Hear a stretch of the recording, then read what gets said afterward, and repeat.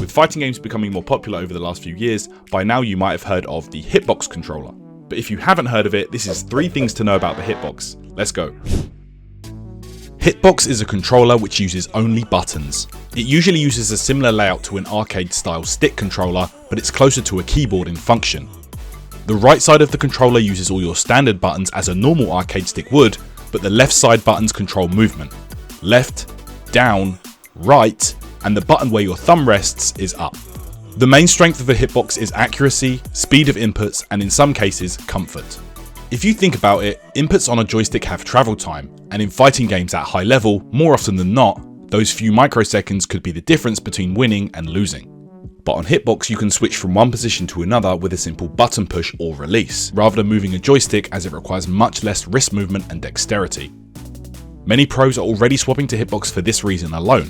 Could this be the future of fighting games? If you follow the pro Street Fighter scene or FGC in general, you may know that the rise of hitboxes has brought up some talking points from those running tournaments, and the legitimacy of whether these controllers could be deemed unfair. This is due to techniques and strategies being available to hitbox users which are impossible on other controllers, and this comes down to the fact that you can press 2 opposite directions at once, something which is impossible on controllers with a single joystick or D-pad. This is called SOCD, or Simultaneous Opposing Cardinal Directions.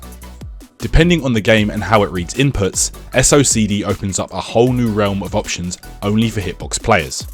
For example, in vanilla Marvel vs Capcom 3, the game does not resolve this by default, and left and right inputs together gives you both inputs at the same time. This essentially means you wouldn't have to block mix-ups anymore, which is obviously extremely unfair. With the standard yet to be established, the most common solution has been for Hitbox controller software to use an SOCD cleaner, which would make left and right neutral, but down and up to still prioritise up. This has been tournament legal for the past few years.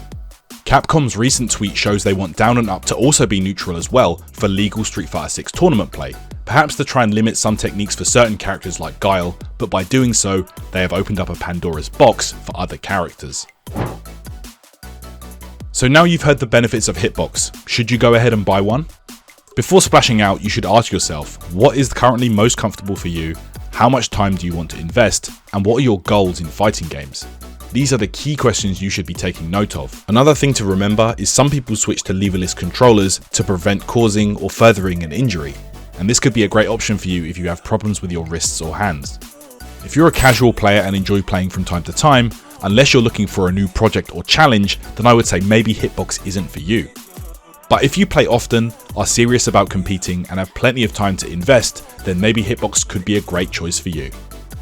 Personally, I've played stick for the past 13 or 14 years, but I started using Hitbox in November of last year and I'm still getting to grips with it. It takes time and practice just like anything you try. But once you start to get the hang of it, it's really easy to feel how strong this controller can be. Okay guys, hope that helped you get a bit more acquainted with hitboxes if you weren't already. Once again, if you do enjoy these videos, just interact with the video, drop a like, a comment, subscribe, all that good stuff. Let us know what you think and what you want to see on the 3-minute tutorials in the future. Okay guys, that's me done. I'm out. Take care.